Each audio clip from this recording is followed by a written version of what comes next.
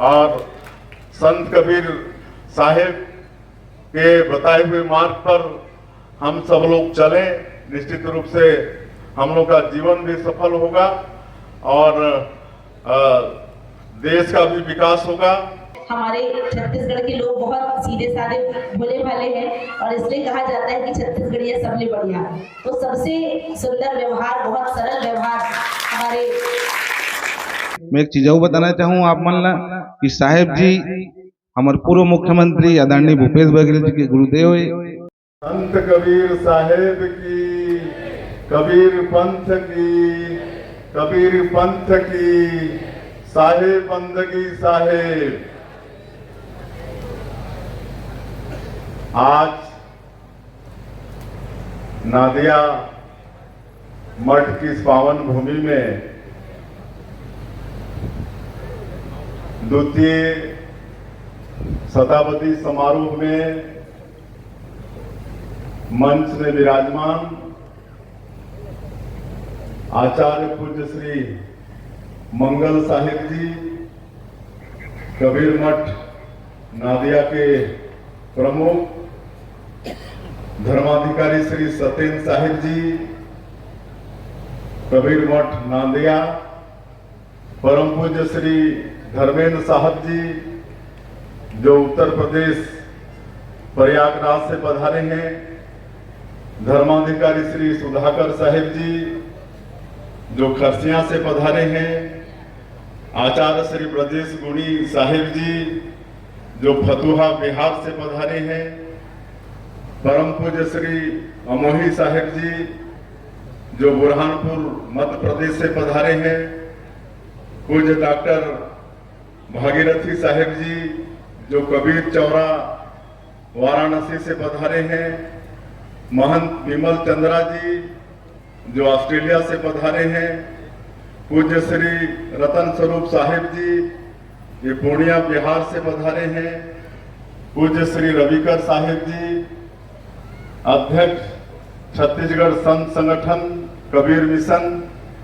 पूज्य श्री बुद्ध साहिब जी जो नेपाल काठमांडू से पधारे हैं, देवेंद्र दास देव जी जो वाराणसी से पधारे हैं, राजू परदेसी जी जो पूर्णिया बिहार से पधारे हैं, गिरवर साहिब जी जो नादिया कबीर मठ के हैं, प्रकाश साहिब जी जो नादिया मठ के हैं और मंच में विराजमान सभी संतवृंद और इस द्वितीय शताब्दी समारोह में पूरे देश भर के और विदेश से भी आए कबीर पंथ के सभी भक्तवृंद, माताएं, बहनें और मीडिया के मित्रों,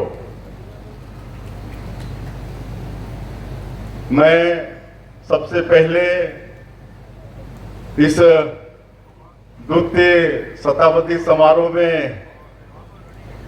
जो कबीर पंथ के आचार्य वृंद यहाँ पर पधारे हैं, उनका छत्तीसगढ़ के मुख्यमंत्री होने के नाते हृदय से उनका अभिनंदन करता हूँ, स्वागत करता हूँ। उनके चरणों में मैं नमन करता हूँ। निश्चित रूप से उनकी चरण धूलि हमारे छत्तीसगढ़ में पड़ी है तो हमारा ये छत्तीसगढ़ ये धन्य हुआ है। वैसे भी ये छत्तीसगढ़ पावन भूमि है, माता कौशल्या की धरती है, भगवान राम हम लोग के भांचा हैं और छत्तीसगढ़ में जगह जगह आस्था के विभिन्न केंद्र हैं और आज द्वितीय शताब्दी समारोह में आज विदेश से भी, ऑस्ट्रेलिया से भी यहाँ पर कबीर पंथ के संत वृंद पधारे हैं। तो निश्चित रूप से ये छत्तीसगढ़ के लिए और छत्तीसगढ़ के 3 करोड़ जनता के लिए सौभाग्य की बात है।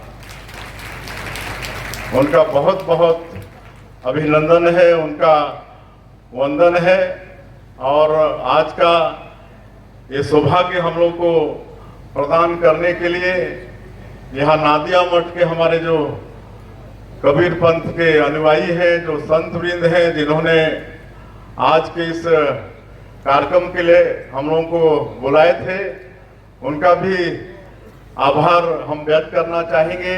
इतने बड़े हजारों की संख्या में पूरे देश भर से यहाँ पर भक्तवृंद पधारे हैं। आप सब लोगों का दर्शन लाभ हम लोगों को मिल रहा है। ऐसे पूज्य संतों का दर्शन लाभ हम लोगों को मिल रहा है। निश्चित रूप से ऐसे संतों के सत्संग में उनके सानिध्य प्राप्त करके आध्यात्म का विकास होता है और हम लोगों का मनोबल बढ़ता है। मैं संतों से यही कहना चाहूंगा कि आप लोगों का आशीर्वाद हम लोगों को मिलता रहे। और मैं एक छोटा सा गांव का रहने वाला एक किसान पुत्र हूं और आज हमारे देश के यशस्वी प्रधानमंत्री जी ने हमको मुख्यमंत्री का दायित्व दे दिया है, तो हमारे लिए ये बहुत गुरुतर दायित्व है। लेकिन मुझे विश्वास है कि आप जैसे संतों का आशीर्वाद हमारे ऊपर रहेगा तो ये जो 3 करोड़ छत्तीसगढ़ की जनता ने जो विश्वास किया है, उनके विश्वास में खरा उतरने का हमारा पूरा प्रयास होगा।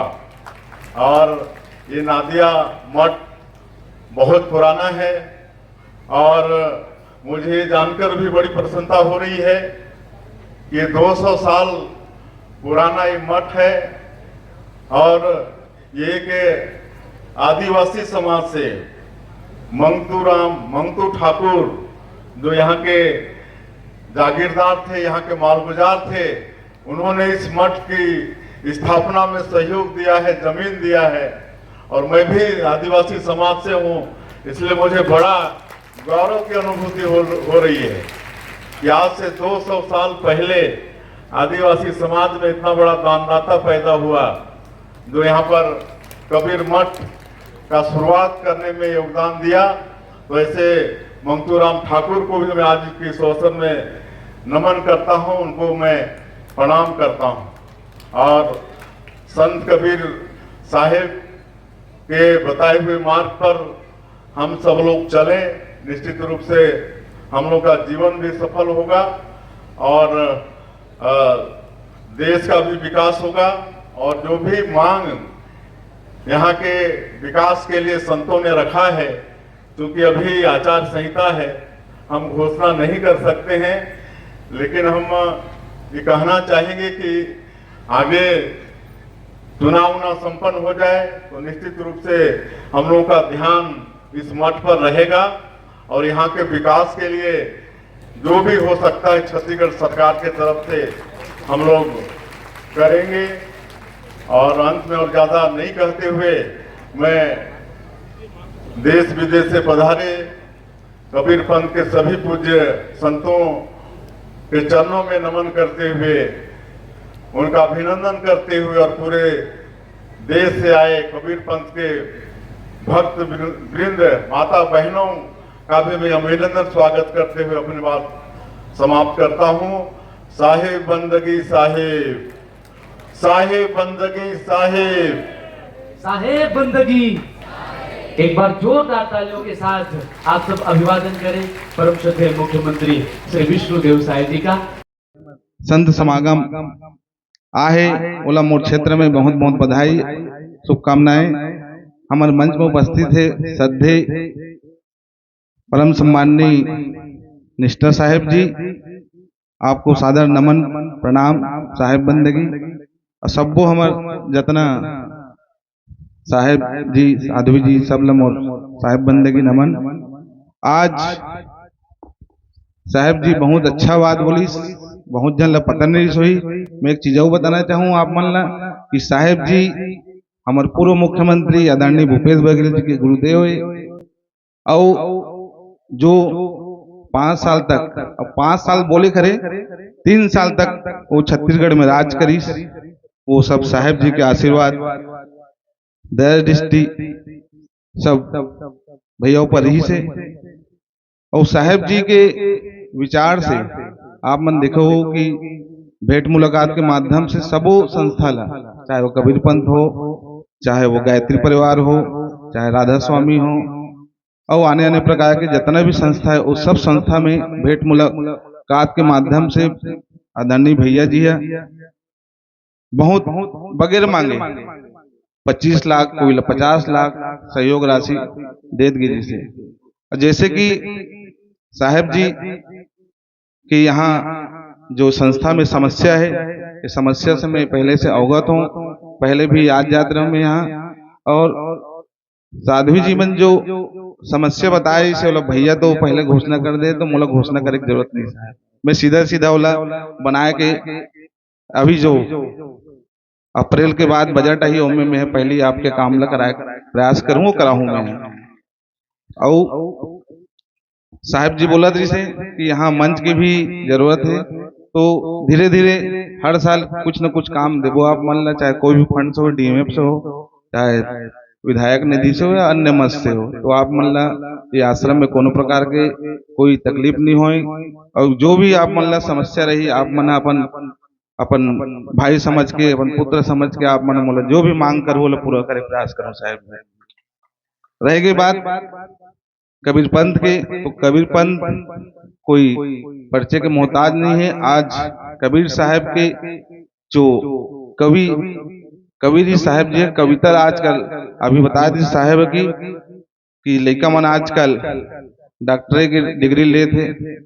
और कबीर साहब के बारे में सबो आप जानते हो कि कबीर साहब आज सबसे पहली खान पान शुद्ध करे की बात करी कि हमारे जो खान पान शुद्ध रही तो हमारा घर परिवार भी शुद्ध रही। आज देखो कि कबीर पंथी मन घर आज दूसरा धर्म के, जैसे कि आप मन देखो कि जैन साधु मन भी आजकल खोजत जाते गांव गांव में कि कबीर पंथी काका घर है, और वहीं रुकते हो काकरो घर मन अन्न जल ले, और वो मन कबीर पंथी घर जाके मैं देखो साहब मोर ससुराल में जाकर रुकते हो मन। तो ये चीज है कि जो आज कबीर पंथी के घर खान पान है वो शुद्ध है, अगर घर में जाए के बाद ही पता चल जाता कि ये कौन से पंथ है। आप लोग तालियों से अभिनंदन करेंगे, तालियों से स्वागत करें।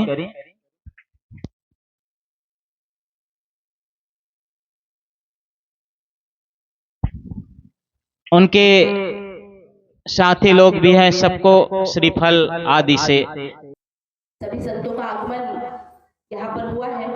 और चूंकि हमने शुरू से इस बात को अपनी संस्कृति, अपनी परंपरा और अपने व्यवहार में उतार के रखा है, निश्चित रूप से जहाँ पर हमारे संतों का आगमन होता है और उनके जो शब्द है, उनके शब्दों को यदि हम अपने जीवन में चरितार्थ करते हैं, निश्चित रूप से हमारा जीवन सफल होता है। आवश्यकता केवल एक कदम आगे बढ़ाने की है। आयोजक समिति ने इतना अच्छा आयोजन किया है। सम्मानित साहिब जी को बहुत दूर उत्तर प्रदेश से आपको यहाँ पर आमंत्रित किया है। हमारे छत्तीसगढ़ के लोग बहुत सीधे साधे भोले भाले हैं और इसलिए कहा जाता है कि छत्तीसगढ़िया सबले बढ़िया। तो सबसे सुंदर व्यवहार, बहुत सरल व्यवहार हमारे सभी आदरणीय बंधुओं का रहा है। इस क्षेत्र की बेटी, बहू और यहाँ की जनप्रतिनिधि होने के नाते एक बहुत बड़ी जिम्मेदारी आप सभी की है। लेकिन साहब जी, मुझे ये समझकर भी बहुत हर्ष होता है कि एक जनप्रतिनिधि के नाते नहीं, बल्कि मैं तो इनके साथ इनकी बेटी जैसी, इनकी बहू जैसी, जो ये निर्देश करते हैं उन्हीं निर्देशों का मैं पालन करती हूँ। बहुत ज्यादा मुझे बोलने बताने की आवश्यकता नहीं पड़ती, क्योंकि हमेशा मेल मिलाप होता है। पहले जो समय रहता था कि जनप्रतिनिधि और जनता में पारदर्शिता नहीं रहती थी और एक दूरी बनती थी, लेकिन अब वो समय खत्म हो गया है। हम बिल्कुल पारदर्शिता के साथ, और दूरी हमारी न बने, क्योंकि दूरी बनती है तो मन में मुटाव, जैसे कहा जाता है मन मुटाव आता है, तो विचारों में कुछ भेद हो सकते हैं पर मन भेद हमारे यहाँ कभी नहीं है। जो विषय बहुत खुलकर बोलते हैं, मुझसे जो काम नहीं होता वो भी मैं इन्हें स्पष्ट बता देती हूँ, क्योंकि एक माँ ही अपने बच्चों का दर्द समझती है। तो निश्चित रूप से सारे लोग एक परिवार की तरह है हम लोग, और छत्तीसगढ़ की चूंकि परंपरा रही है, मैं आपसे क्षमा चाहते हुए, क्योंकि इन्होंने एक परंपरा निभाई। आप तो सदगुरु हैं, आप तो सब समझते हैं, बिना कहे ही सब समझ जाते हैं। एक परंपरा निभाई है इन्होंने, अतिथि के रूप में पहले सम्मान किया है। तो मैं ये कह रही थी कि साहिब जी का सम्मान पहले होना चाहिए। तो निश्चित रूप से एक परंपरा आपने निभाई है, अतिथि देवो भव की परंपरा, और आपको यहाँ पर आमंत्रित करके एक बड़ा सौभाग्य का अवसर भी हम सबको दिया है। मैं तो खुद, हमारा परिवार जो है वो खुद साहिब उनके आगमन से ही हमारा पूरा परिवार उनके आशीर्वाद से ही चल रहा है। बीरेतरा मेरा ससुराल है, धमतरी मेरा मायके है और सम्मानीय कृपाराम साहू जी मेरे दादाजी हैं। सम्मानीय स्वर्गवास हमारे दादा ससुर जी बिसतराम साहू जी का उनका हो चुका है, उन्हीं का पूरा परिवार है, उन्हीं के वंशज हम सब हैं। तो एक छोटा सा परिचय मैंने स्वयं दे दिया। तो आप सभी, आप जितने संतों का आगमन इस पावन धरा पर हुआ है, हमारा पूरा छत्तीसगढ़, हमारा पूरा जिला, और मैं तो यूं कहूँ कि विधानसभा बहुत पुण्य भाग है हमारे जो आपके दर्शन हुए हैं। मैंने आपको सुना था, आपके दर्शन नहीं हो पाए थे, तो ये मेरा सौभाग्य है कि आप सभी के दर्शन एक साथ हो गए हैं। और चूंकि सुनना तो आपको है, पहले मुझे निर्देशित कर दिया गया, आपको सुनना है। आपके बताए हुए रास्तों पर चलकर हम अपने जीवन में एक नए बदलाव को निश्चित रूप से महसूस करना चाहते हैं। और पूरा गांव उमड़कर जो यहाँ पर आया है आपको सुनने के लिए, आपको देखने के लिए, आपको समझने के लिए, तो ये हमारा सौभाग्य रहा है। इतना कहते हुए मैं अपने शब्दों को विराम देती हूँ। सभी का स्नेह और प्यार सदा मिलता रहा है और यूं ही मिलता रहे। इन्हीं भावनाओं के साथ मैं अपने शब्दों को यहाँ पर विराम देती हूँ। साहिब बंदगी बोले सतगुरु कबीर साहिब जी।